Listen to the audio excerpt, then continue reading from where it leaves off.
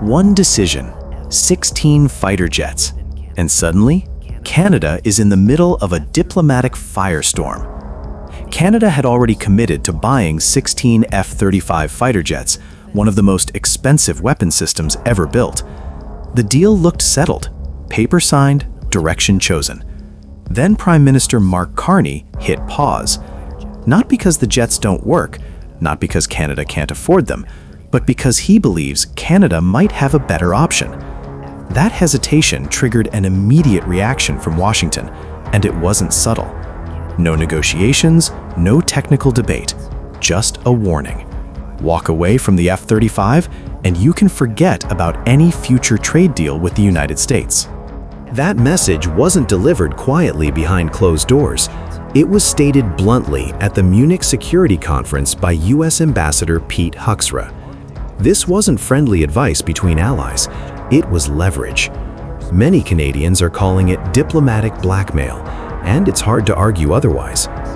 But while Washington was rattling sabers and threatening tariffs, something very different was happening on the other side of the Atlantic. From Northern Europe came a proposal that changed the entire equation. Sweden didn't send a memo, they sent their king and queen, along with the chairman of Saab, and they came with an offer built around the Gripen E fighter jet. This wasn't a simple arms sale. Saab proposed full technology transfer, a Canadian-based assembly and manufacturing facility, and the creation of up to 10,000 domestic jobs. Under this plan, Canada wouldn't just buy fighter jets, Canada would build them.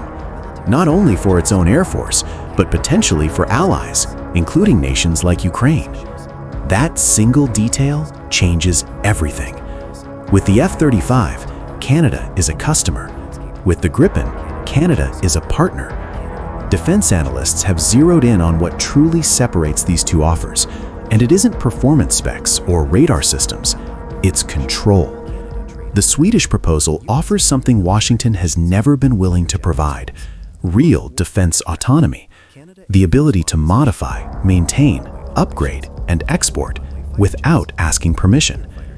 And that brings us to the real question at the heart of this story. This isn't about jets. It's about whether a nation actually controls its own defense, or whether that control quietly ends at the border of a more powerful ally. To understand why this decision has become so explosive, we need to take a closer look at the F-35 itself. Beyond the glossy brochures, the real problems are rarely discussed. Start with readiness. In a U.S. Senate hearing, Senator Roger Wicker admitted that large numbers of F-35s are routinely grounded. Readiness rates are far below what was promised. That's not foreign criticism. That's coming from inside the U.S. system.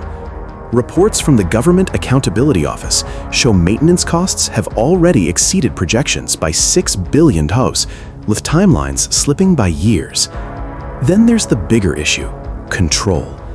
The United States owns the F-35's core software. Canada cannot independently upgrade, modify, or fully maintain the aircraft. Every update and repair runs through Alice, a US-controlled system.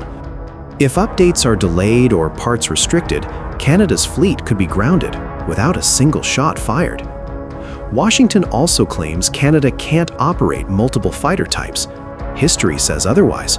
The Royal Canadian Air Force has done it before, and the Gripen E already integrates with NATO.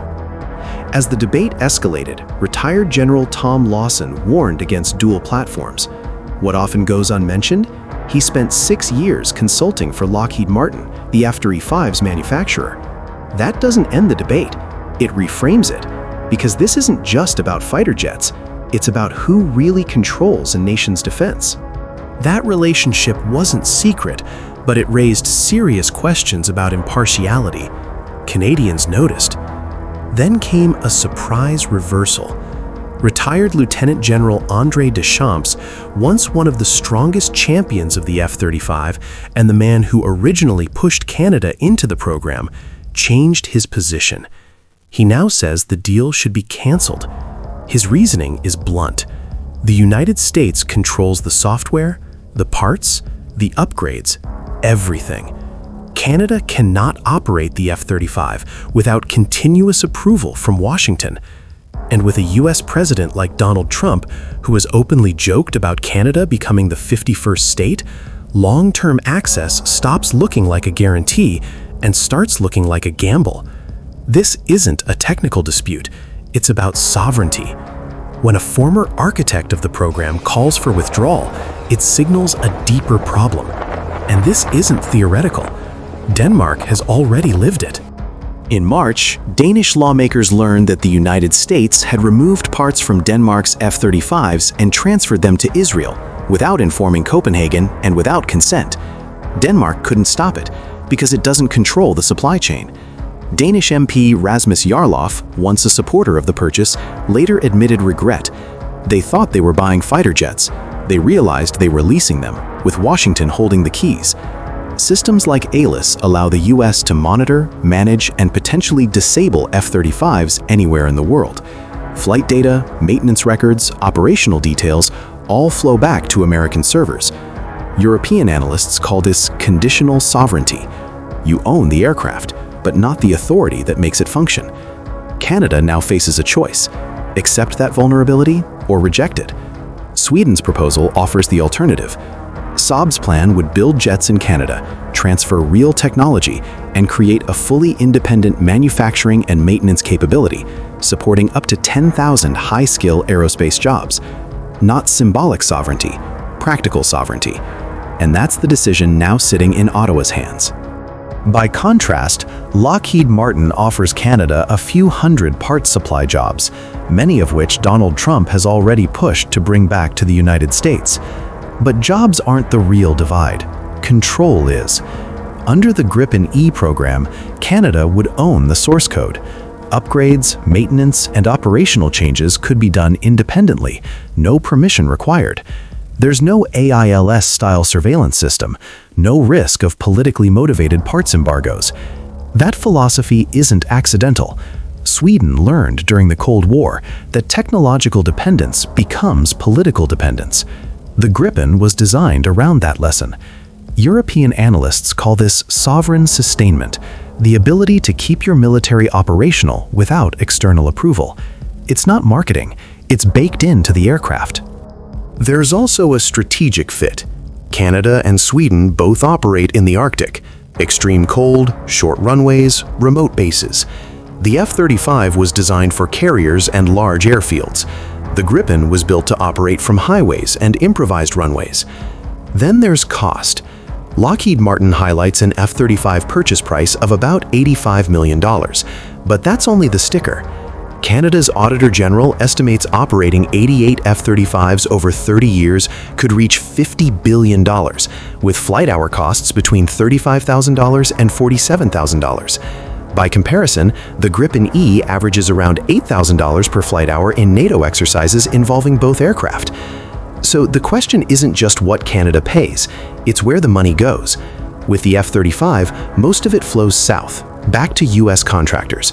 With the Gripen, it stays home, building capability, industry, and control. And once again, the debate circles back to the same issue. Not performance, not loyalty, sovereignty. Under the Gripen E plan, investment stays in Canadian factories, training programs, and infrastructure. That isn't just defense spending, that's national development. Canada's Auditor General, Karen Hogan, has also flagged hidden F-35 costs. US-mandated hangar redesigns at CFB Cold Lake and CFB Bagotville, costing hundreds of millions, pushing timelines toward 2031. So the question sharpens. Is Canada buying aircraft or paying rent on someone else's system? That brings us back to diplomacy. When Ambassador Pete Hoekstra threatened economic consequences for reconsidering the F-35, he wasn't defending shared security. He was defending corporate interests. A truly superior product doesn't need intimidation. It wins on performance, reliability, and value. Ultimatums signal weakness, not strength. Canada now faces a crossroads. One path accepts pressure, locks into the F-35, and bets decades of sovereignty on stable relations with Washington, despite unpredictable leadership and casual talk of annexation. The other path is harder, but clearer. Choose the Gripen. Build domestic capability. Assert that Canadian sovereignty is not negotiable. There may be consequences, tariffs, diplomatic friction, but nations don't secure independence by avoiding discomfort. Prime Minister Mark Carney has said his duty is to choose what's best for Canada, not for Washington or Lockheed Martin. The money exists. The real question isn't financial. It's whether Canada has the resolve to decide for itself. Because if a country can't choose how it defends its own airspace, then sovereignty becomes an empty word. Thanks for watching. Like and subscribe. Skyjet Wings.